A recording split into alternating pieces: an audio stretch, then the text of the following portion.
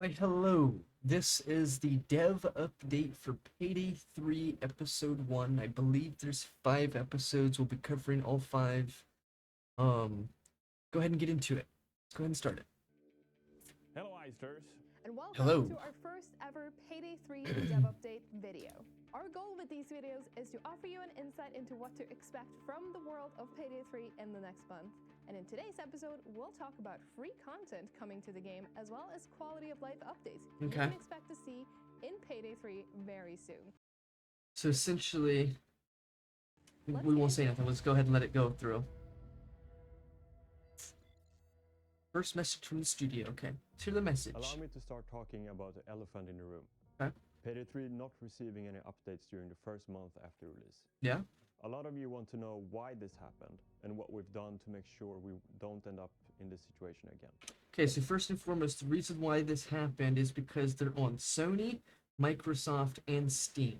They're trying to have all 3 consoles, Xbox, PlayStation, and PC. They're trying to have all of these be interconnected so that the thing that happened to Payday 2 doesn't happen to Payday 3, where the console version isn't to date with the PC version. So the issues with that is that they have to send it to Microsoft. Microsoft has to give it the okay. Then they have to send it to Sony. Sony has to give them the okay. And then they have to send it to Valve, and then Valve has to be okay, and then they start to roll it out, right? But if there's any mistakes or anything that goes wrong during that process, then they have to restart that full process, resend it to Xbox, resend it to Sony, resend it to Steam, Valve, and then just keep going with the process. That's what they're doing right now, unfortunately. They could have worked around this by not fully releasing the game so that they could release updates way quicker. I'd like to see their description as to why they won't end up in this situation again. Let's hear it. To make a long, complicated, and technical story short, we found a critical error in our backend update pipeline. Oh, he's referring to something else. He's referring to that each update would have reset the player's progression. That's what he's referring to here. We've already covered this in an older video. Let's just give you the synopsis real quick. One of the first updates to the game detailed that they found a critical error, like he just mentioned, that each update would have reset the player's progression. So if you reached level 100 this update, the next update you would have been back to 0 with nothing. And that's a big error, right? Like that's not the way the game was meant to be played. That's not the way that it was meant to be designed. That issue could have been from anything, obviously. It's just that was the issue that he's referring to here. Gotcha. After the game went live. Gotcha. As a result of this, there was a significant risk that any update we made could affect the player saves and progression. Yep. We had to ensure that the test environment functioned as intended before we could proceed with publishing the update. We have no reason to want to delay updates for this long.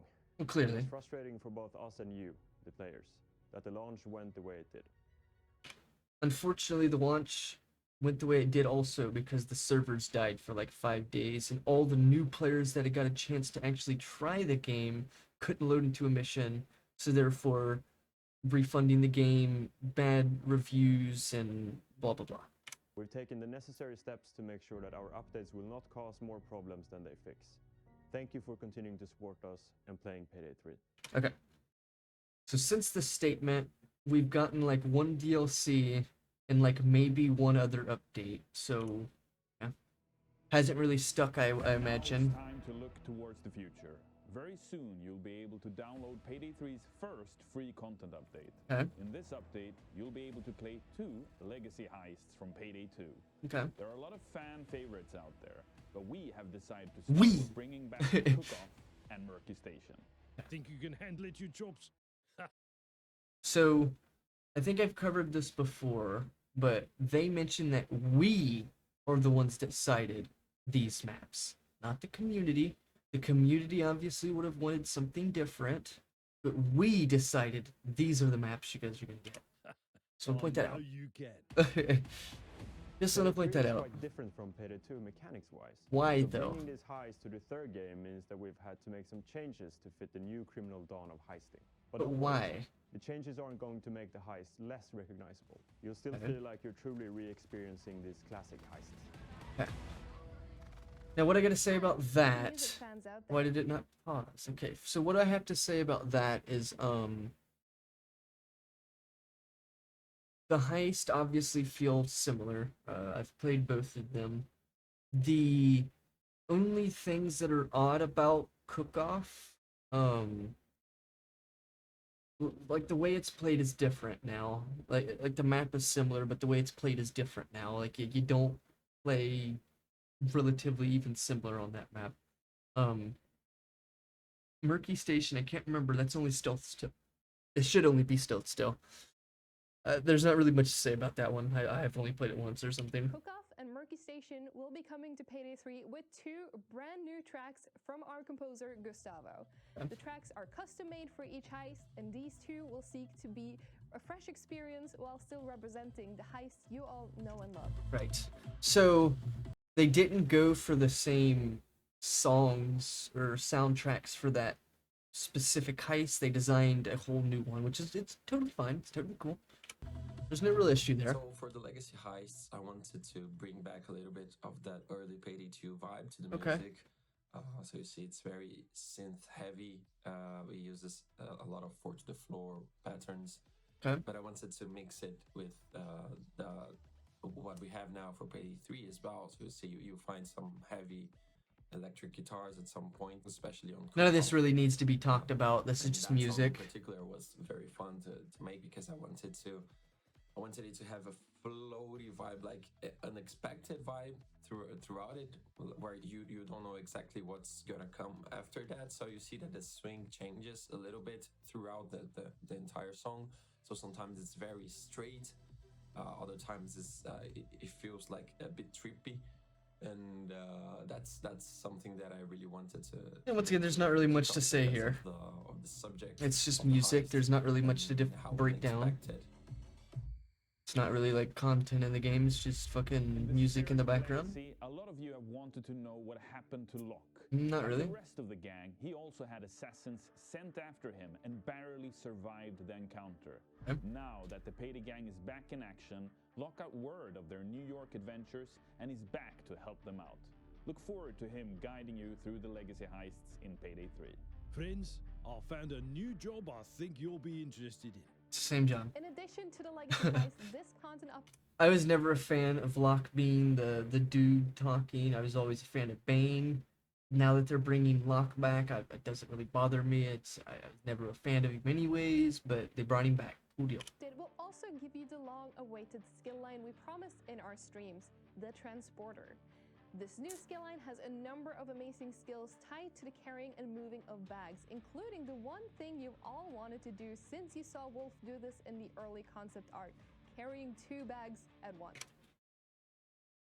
So they mentioned Wolf was carrying 2 bags, but it's chains. So does she not actually know the difference between the characters? Or is that just an accidental mistake? It's probably an accidental mistake, obviously. But to break it down a little further, Crime Boss came out before Payday 3. Crime Boss naturally allows players to carry 2 bags, at once or whatever. There's like one character in the game that allows you to carry like 3 bags, but it's an outlier, right? So now Payday 2, Payday 3, whatever it is allowing us to now carry 2 bags with a skill. Cool, obviously. Something like this would have been a big deal in Payday 2, though, because there's a lot of bag moving in that game, obviously. Not saying that there isn't in Payday 3, but there's just a whole lot more bag moving in Payday 2, so something like that would have been more of a, cool design in that game, but obviously Payday 3 has it, it's even better. Let's go ahead and get to the next part here. Our last topic for this video is one of the ones we've seen you talk about the most. Yeah. It is, of course, the challenge system. No one really likes that. And changes are coming. Okay. Our first step to address this has been to add an infamy point reward for each completed heist. Infamy The point amount won't be reward. massive, but enough that you'll always be gaining progress toward your next infamy level, Okay. even when you're not completing challenges. So the biggest issue with what they just described still is that the game is challenge based, meaning you never really have to complete a heist, you just need to complete challenges. He mentioned that they've added some, XP, infamy point, whatever it's called, to completing a heist, right? But it's not that much. So essentially you're still completing heists for nothing, while everything is based around challenges, your experience-wise. I don't know, once again, obviously this has changed, you can play missions and get XP, but doing challenges is gaining you bigger XP. not really the way that players want it to be, obviously. We're also prioritizing creating a better system for presenting the challenges. Okay. We want to make sure the UI helps you keep track of your progress and offer recommendations on what to do next. See, because like Payday the Heist had like, you know, challenges, whatever you want to call them, but they weren't like centered around your level. Like, oh, you have to complete this to get level. Like, it wasn't centered around that, unfortunately, or fortunately. Here, they're wanting everything to be centered around it. Like, defeat 50 enemies with the Northwest B9. You wouldn't need to complete a heist here. You'd get 40 XP for just killing 50 people. Beat Dirty Ice on hard. That one you need to beat a mission to gain the XP. Same thing here. Beat Dirty Ice on very hard. Beat it on overkill, you get all those skills, or you get all those XPs. It's straightforward. Like, it's not really the way players are wanting to play. And that is it for today's episode. Okay. If you like what you just saw and want to stay up to date with everything Payday 3, then remember to like, subscribe, and hit that bell icon to get notified when we upload next. See you next time. Well, interesting video none the least. Hoping the next video gives us more of a talking point. Once again, this video did cover some good stuff. I'd like to see his statement at the beginning take an effect with the following months of the game, obviously, because currently they've released 3 updates as of today, actually. And with how he was talking in this statement, it seemed like they were wanting to do updates much more frequently. But that's totally fine. I thank you guys for watching this video. Hopefully you guys can leave a like, maybe subscribe, comment, you know, what you guys think about it. This is my opinions, my thoughts. So everyone has their own opinions and thoughts. There's no reason to attack anybody over it. So hopefully you guys will have a good day, and thank you for watching.